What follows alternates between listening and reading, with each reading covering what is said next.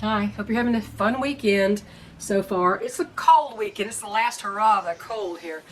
I wanted to um, come out here and talk about something, but before I do that, I was just cleaning this, and this beautiful beaded portrait on tanned deer hide that my late friend Lady Hawk made of my rooster Suede, my big blue Orpington. She adored that rooster. I had pictures of her sitting outside the kitchen with him in her lap eating blueberry muffins. He was just this big blue tank, is what we used to call him. And she absolutely adored him. And I know I've shown you this in pictures, but I haven't brought it out to show you in person and show you some of the details of this, because this is just an amazing beaded portrait and uses over 30,000 beads strung one by one. And she and her nasty husband, her PTSD abusive husband, the last one, that was their business, brain tanning deer hide for the hunting season. And this is what this is based on. This is the tanned deer hide, the back of it. And then it has the edging, the beaded edging here. You see this? All around. And then on the front, she took a picture ahead of Suede, and the bottom of it was something, she just added some grass like he was sitting on the ground. And this is, I don't know if you can even see it in this light. It's just so beautiful. And you can see how it's raised up off of the surface. You see that? I mean, the detail and all the colors of the beads to get the lacing on the feathers and everything, and then the grass he's supposed to be sitting in, it's just amazing, and it's going to have a place in my living room forever. In fact, when I had the house fire in 2013, this was in the house. Everything was smoke damaged and water damaged, and this didn't get smoke damage. I thought that was the strangest thing, and a blessing, because I don't know how I would have salvaged this beautiful piece. I would have had to have it restored by somebody who's an expert. But I mean, look at how it's raised up on here. Just absolutely. See if you can see it. See if it'll focus close up. See? And then on top of that, she took feathers from Suede, his favorite hen Meg, who was an exhibition-sized buff Orpington and Rhode Island Red Cross. And this is Suede's sickle feather. Look at this thing, how long this thing is. Look at this. He's a blue Orpington, but he had a barring gene. Yeah, I mean, it's just amazingly beautiful. Look how long the feather is. And this belonged to Meg. And this little feather here with the blue and the red belonged to Suede and Meg's son, Hector, who my Hector was named after. And of course, it's put on with these the beads here. She did it in the colors that I had my house decorated in, with the greens and the dark greens and the burgundies. And she said after the house fire, she goes, "How did Suede do?" I said, "He's fine. He actually survived it without any smoke damage." I don't understand how that happened. But it means so much to me to have this, and to know how much work she put into it, how much thought she put into the design of all the detail in it. It's just, I mean, even look at the eye. I mean, look at this. If it'll focus, That's just so beautiful and so meaningful. Anyway, I wasn't just going to talk about that. I was going to talk about something. I saw some drama on YouTube yesterday, and it was a young homesteading couple that was talking about how there's so many fakes in the prepper community on YouTube. And they're right, there are. And I won't name who they were. I won't name who they named.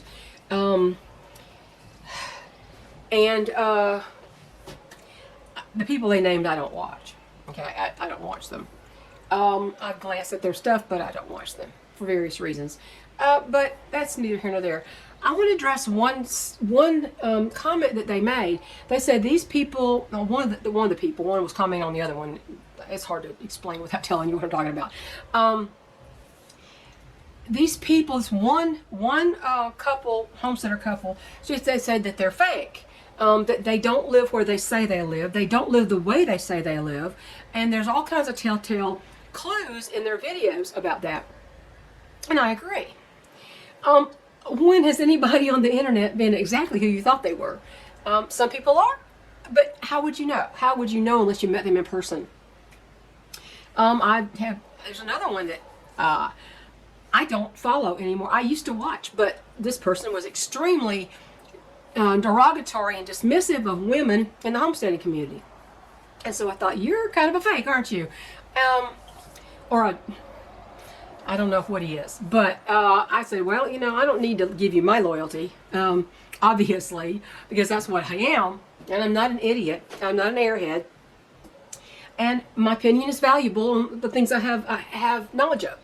So they were talking about that, and then they said something that I don't agree with, and I want to address that. The wife was saying, we go out here and we do all this and we do that, and we do these chores and things don't work out, and this is reality, and we do this every day. This is what we do. We show you us doing these things. Whereas these other people, they say they do, but you don't ever see evidence of it. And that's okay, that's true. You've watched me out there planting. You've watched me change my gardens around 100 times. You've seen me and you've heard me say what did work, what didn't work, what was a dismal failure, what worked really well in spite of me, that kind of thing. And you've seen me doing this stuff. You've seen my chickens. You've seen me with them. You've seen me out there doing work in the gardens. You've seen the results of that work. And you know that is here, because you've seen me doing this. I've been doing this channel since 2012, but I don't have videos going back except for maybe 8 years or 9 years, because the earlier ones were bad quality and kind of all over the place. And so I removed those to up the quality of the channel. And so yes, say 8 or 9 years of videos. And you've seen me the whole time do these things. You've seen the changes happen. You've seen the sadness and the joys and everything that goes with it. And so I'm doing what I say I'm doing, because I was doing it long before I had a YouTube channel.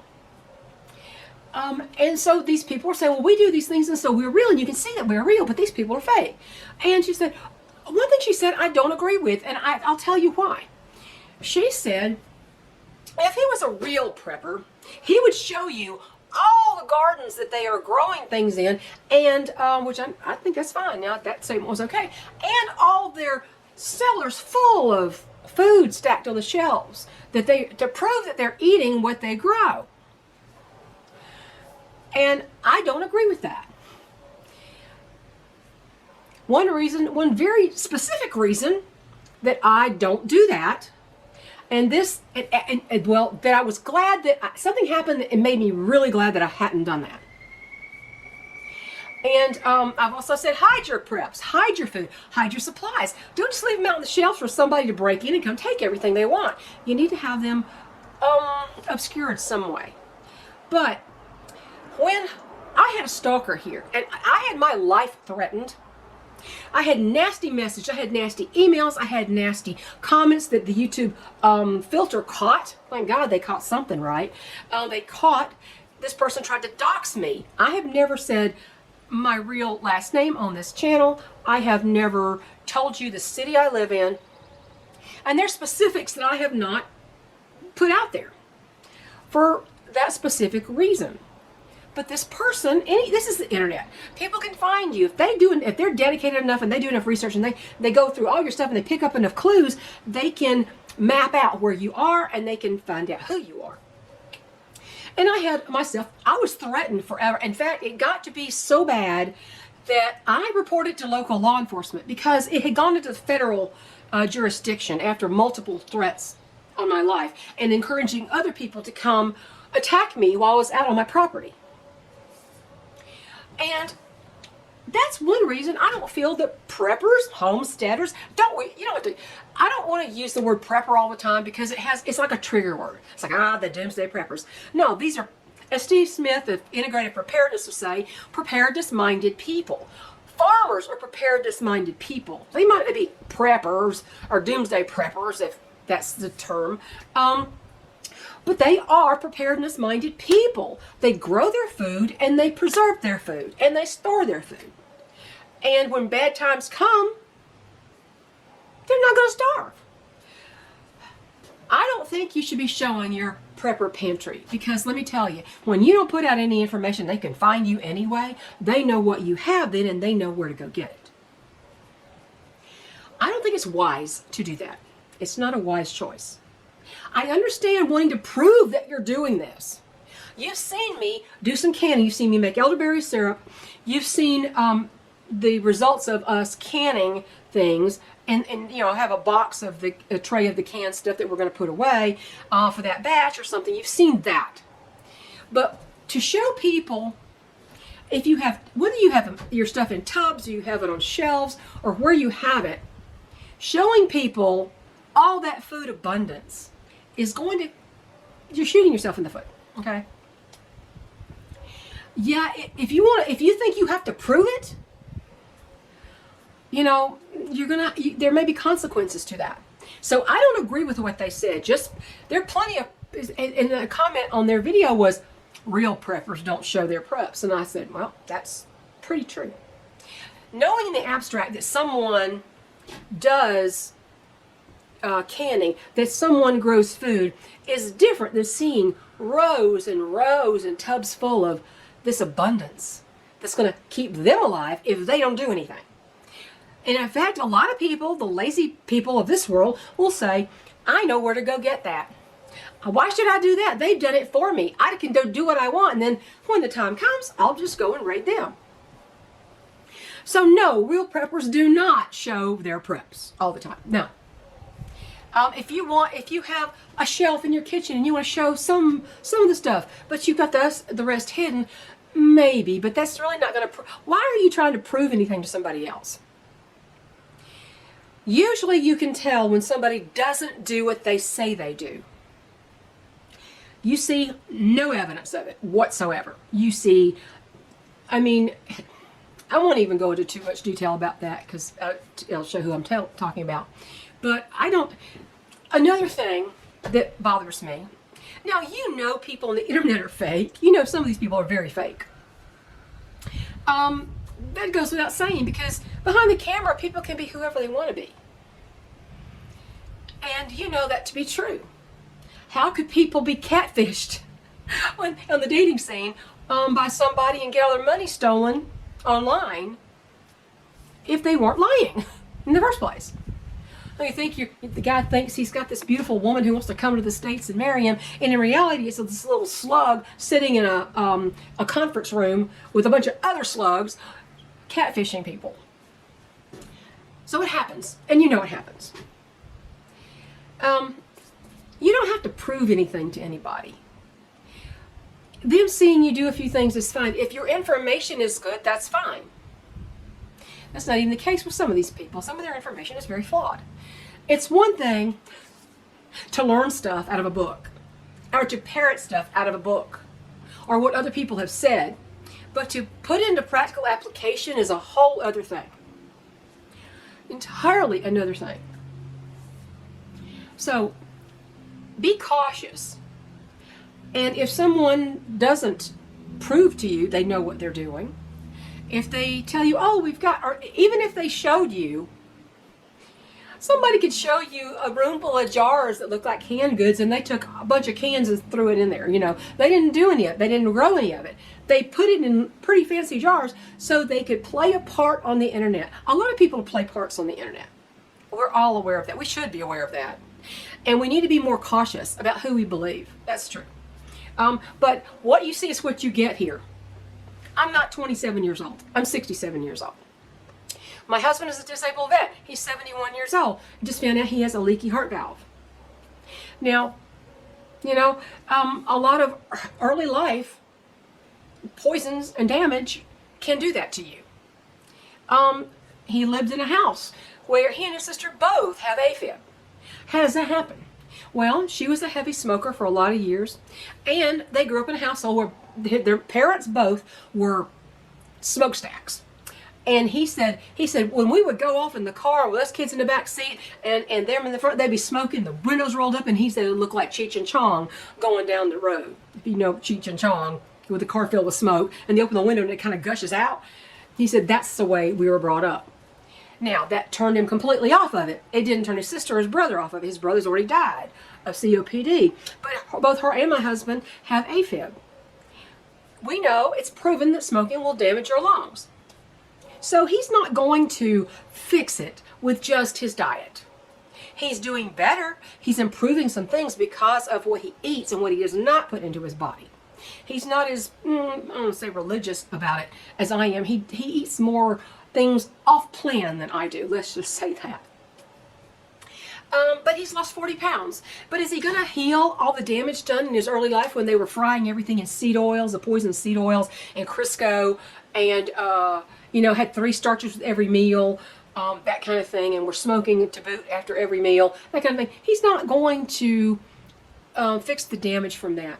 But this is real life here at this place. Roots, Rocks, and Feathers Homestead is real life. And it's not always pretty, and it's not always fun, and sometimes it's just joyous to me. I get so much joy out of some things here. I get joy out of my location. I get joy out of nature. I get the best pleasure and entertainment out of my chickens, and the frustrations too, which you have heard me say. Would I give them up? No. Oh, no. Not unless I absolutely was unable to care for them. No, I would not. So I just wanted to say that there are effects on the internet. I don't agree that you should show everybody all your preps, all your storage. I don't think that's wise, because you may think you're hidden, but honey, there are some people who have got nothing better to do in life but go try to make yours miserable. So, and they can find what they want to find, no matter what you do or don't put out there. I've had it happen to me. And so that's all I wanted to say today. And I wanted to show you my beautiful suede, my treasured piece of art done for my friend. This was a labor of love, not just for me, but for that rooster. She adored that rooster, and so did everybody else. I used to mail hatching eggs all around the country. So many people had his progeny. And so anyway, that was what I wanted to do today. Talk about that prep thing. And I did finish that quilt that I was trying.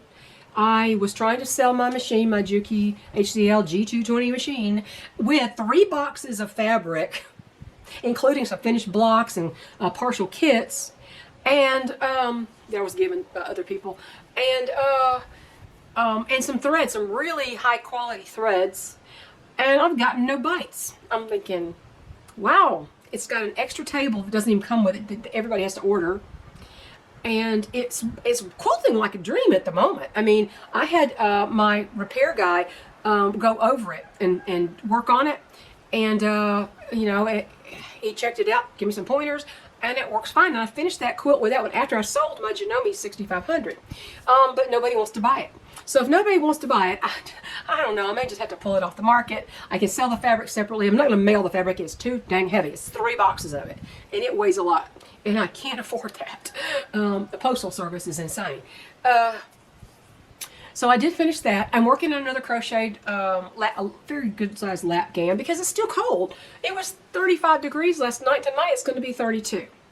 And then we're going to go back up. It's going to be actual officially spring, I think, by then. And here we come with a solar eclipse coming up Monday. That's my son's birthday. I said, you'll always remember that one because that's your birthday.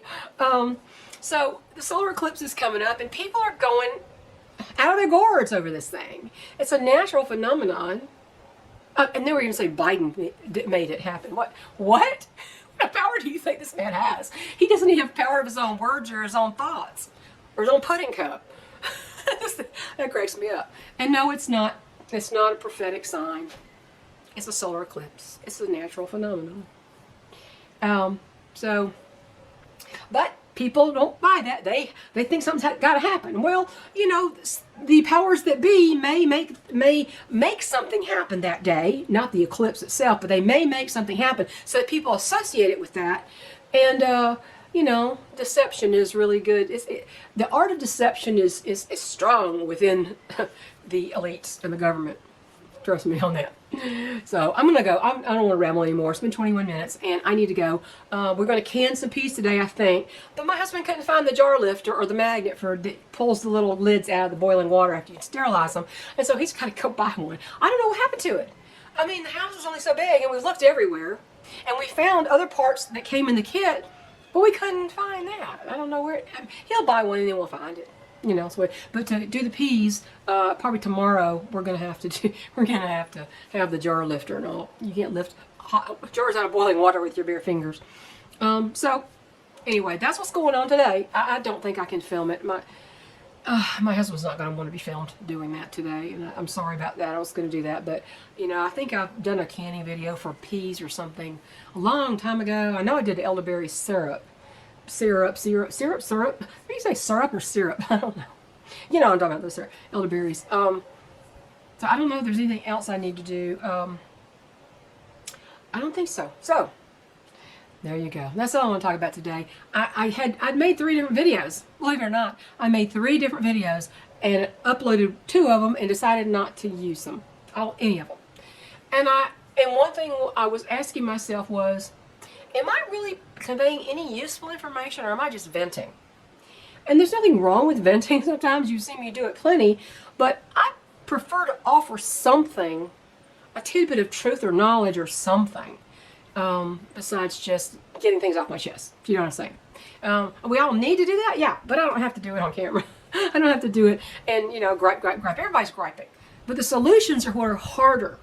The solution to everything now is, don't you stop preparing. Don't you stop growing your food. Please look for a local source of beef, because you can't be 100% healthy as a vegan or a vegetarian, even with combined proteins, which are still inferior to animal protein. So anyway, I gotta go. Have a great weekend, and we'll catch you later, y'all. Bye.